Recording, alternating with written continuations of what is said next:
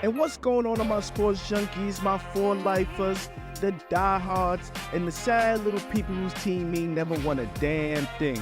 But hey, I can relate. Welcome to all my listeners, whether you're watching on YouTube or audio only. This is another episode of Break the Huddle podcast. I'm your humble host, Don Deuce. But hey, we start with sports and we end with sports. But don't worry, either way, we break it all down here. So grab your jersey, settle in, and let's break the huddle. Who's got my back? Who's got my back? I got your back. Who's got my back? I got your back. Who got that swerve? I got that swerve. And before we kick things off, make sure you hit that like button, subscribe on YouTube, and follow Break the Huddle on all your favorite platforms. Whether you're watching or listening, don't miss out on any of the real talk we got coming your way. All right, let's get into it. All right, so Week 11 in the NFL is finally done and over with, and I got some things to get off my chest. The Chiefs finally lost.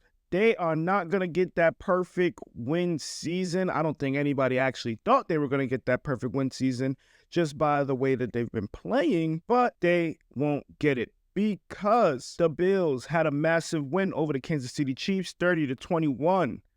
This not only keeps Buffalo in that race for that top seed in the AFC to get that bye, but it also ends, like I said, Kansas City's bid for that perfect season. I don't think anybody in that organization was really going for a perfect season, just because I'm sure that offense just didn't give everybody enough confidence that this was going to last. But hey, they edged out 9 wins before they got to their first L, and that's something they should be proud of, but definitely shouldn't be proud of this loss. But I got some things to say about this game, and I'm actually confused now. As a fan watching, I'm now confused because 2 of the AFC top teams took a L, and now you're sitting there scratching your head like, who is going to the Super Bowl? This is going to be an interesting fight down the stretch to see who's going to come out on top and who's going to actually make some noise in the playoffs. I mean, I'm sure we all know the Ravens are going to do something, but time and time again, the defense shows you that we might not be that good. Then you look at Kansas City. Kansas City defense is pretty good, but then the offense is, they're not always coming along for the ride. And then when you look at the Bills, now the Bills are interesting because after this game, I'm starting to think that the Bills might be one of the most complete teams in the NFL. Solid defense, solid offense, solid run game. I'm starting to lean Buffalo, but it's hard for me to get off of that Patty Mahomes magic. But I mean, if you've been listening in the past couple weeks, you have heard me say about my lack of confidence in the Kansas City Chiefs. And this game continued to prove what I've been saying, because what's going to happen when they come against another quarterback who's ready to fight and who's going to put it all on the line just the same way Pat Mahomes does, who's just as good as Pat Mahomes is. They ran into the Buffalo Bills and they got put on notice. After this game, I might be ready to squeeze Josh Allen back into that MVP race. His team is at 9-2, man. When you see that game-sealing 26-yard run touchdown on fourth and 2, late in the fourth, ready to put them out, those are the plays that make you sit back and go, God damn, where would this team be without Josh Allen? Where would this team be? Because he got the numbers. Josh Allen threw 27 of 40 for 262, 1 tutty and an intel, 26 yards and a tutty. He tied Jim Kelly for the most total touchdowns in Bills franchise history, passed O.J. Simpson for second most career rushing touchdowns in Bills history with 58. Come on, bro. He's putting on. Josh Allen is putting on for that organization, and he's making y'all, like, he's forcing us to be on notice. I'm locked in. And Josh Allen spreads the ball around, man. When you look at Khalil Shakir, 70 yards, 8 catches, 12 targets. Curtis Samuel, 5 catches, 58 yards, 6 targets. Amari Cooper, 2 catches, 55 yards, 3 targets. The addition of Amari Cooper helps stretch the field. It opens the field wide up for Khalil Shakir to do some damage. Because at the end of the day, even though Amari came over late, Khalil Shakir is Josh Allen's favorite target. We knew it before, and then we knew it after. So I like to see the emergence, and I like to see the rise of Khalil Shakir in this Bills offense. When they got down in the end zone, James Cook put up 2 tutties in the first half. I'm impressed by the Buffalo Bills, but I'm even more disappointed in the Kansas City Chiefs. I just think Pat Mahomes is not pushing the ball, and at this point in time, regardless of the cast, you do have DeAndre Hopkins, you do have Xavier Worthy. Xavier Worthy has proven to us to be a good receiver. I'm not going to hear that, oh, he doesn't have anybody, he doesn't have this. He's out there with Noah Gray, respectable tight end, but then you also got Travis Kelce. Travis Kelce has been disappearing from games. He's had a good 3-week stretch, but every once in a while this season, he has been disappearing from games. And 2 catches for 8 yards and 4 targets is just not going to get it done. We got to put an APB out on Travis Kelce sometimes. When he's away from the Swifties, shit starts to get a little scary for my boy. I don't know what he needs to go do. Travis Kelce needs to take his ass to the Lazarus pit, and he needs to go turn back the hands of time at least like 6 years.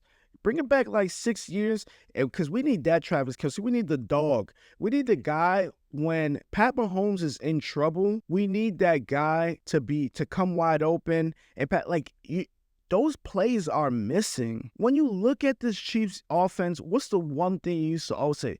How the is Travis Kelce always open? You're not saying that a lot. You're not saying that a lot this season because it's not coming. Where's those gotta have it plays where Pat Mahomes is in trouble and Travis Kelce is just come wide open out of nowhere? He doesn't have the same burst. He's not moving the same out there, man. Scary to see how important that component, that backyard football component to the Kansas City Chiefs was so important to their success because of how locked in everybody was and on the same page with Pat Mahomes. It's frustrating that Travis Kelce is not doing that a lot this season. I know you can look at the numbers, 60 yards, 70 yards, 100 yards. Yeah, in some games, but I'm telling you, in them critical pieces, where is Kelce? Those critical moments, where is Kelce? We need to know, because at this point, the Kansas City Chiefs won't make it this far. Pat Mahomes was 23 of 33 for 196, 3 touchdowns and 2 interceptions. Took 2 sacks. Those don't really scream MVP Mahomes numbers like they used to. They'll continue to win some more games, and then come playoff time, if the Kansas City Chiefs don't have this offense humming, don't have this offense moving like a well-oiled machine, I just don't see them going far, because at this point, I'm ready to believe that Pittsburgh can hang with them, Ravens can hang with them, Bengals can hang with them, if the Bengals make it in, Bills can hang with them, beat them, as they just proven. Kansas City Chiefs don't have a lot of margin for error. They have to score. And when they fail to do so, these close games, man, not everybody's going to beat the Denver Broncos, you know? Look, I believe in Andy Reid and company because they have shown us time and time again that they will figure it out. But this year just don't feel like this is the year that they figure it out. I think there's a new challenger awaiting in the AFC. It's hard to be good every year. It's hard. I feel like it's even harder just to stay in the conversation every year. So it's all right if the Kansas City Chiefs don't make it. They'll be back next year. Pittsburgh improves to 8-2 while the Ravens fall to 7-4. But they're one of the best teams in football, right? Oh my God. Whenever Mike Tomlin sees Lamar Jackson come in, he just go a little something like this. Watch this. He starts to put his head down. All he's going to do is shoot the 3. Let's see if he looks down. Yes, there it is. And it's out to LeBron. There's that 3. Got it! You can see him setting up Bielitsa for that move. You see what I'm saying? Look, all I know is Mike Tomlin and them boys is always dunking on bro, because Lamar Jackson's record versus the Pittsburgh Steelers drops to 1-4 as a starter. He struggled against the Steelers defense this past weekend, 16 of 33 passing for 207, 1 tutty and an interception. Sacked twice and just faced constant pressure. Them boys was in his face all day. They made it hard, they made it difficult, but both teams play each other fairly hard. Like, it's always going to go back and forth. But the problem is just that Lamar Jackson just can't come on top. I don't get it. At this point in his career, Lamar Jackson has 5 touchdowns and 8 interceptions in his career against Pittsburgh Steelers. All I know is that can never translate to W's. 5 and 8? Come on, my boy. Gotta do better, Lamar. Gotta do better. But for real, though, Chris Boswell's the kicker.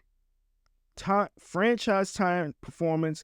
Boswell accounted for all of Pittsburgh's points with 6 field goals, including a clutch 50-yarder in the fourth quarter. Tied the Steelers' franchise record for most field goals in a game. Look, they spent the day getting penalized, 12 penalties for 92 yards, including some of these crucial ones, and 3 turnovers that directly just led to straight-up Steeler field goals.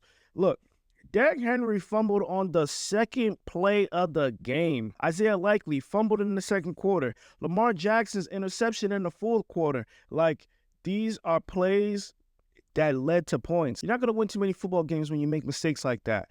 And with Derrick Henry fumbling on the second play of the game, a lot of fans are starting to speculate. And with Derrick Henry fumbling on the second play of the game, a lot of fans are starting to speculate that the Steelers have some sort of devil magic going on around them.